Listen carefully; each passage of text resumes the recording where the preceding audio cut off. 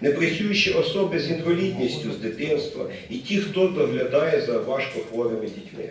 Середній розмір щомісячної плати від міста складе 300 гривень, а тим людям, які виховують неповнолітніх дітей з інвалідністю групи 2, також буде виплачено по 500 гривень, включно по грудень місяць 2020 року. За нашою статистичною інформацією, більше 2 місяців без доходу висиділо не менше 15 тисяч підприємців, вінницьких підприємців. А якщо додати до цієї цифри їхні сім'ї, то виходить фактично не менше 10% населення міста Вінниці. І ми зобов'язані зараз підставити їм плече. Саме тому вся наша команда розробила ряд заходів, які дозволять швидко відновити економіку в Вінниці, дати можливість відновитися і запрацювати цим підприємцям.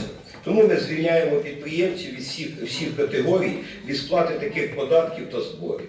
Звільняємо від сплати земельного податку та податку на нежитлову нерухомість за березень.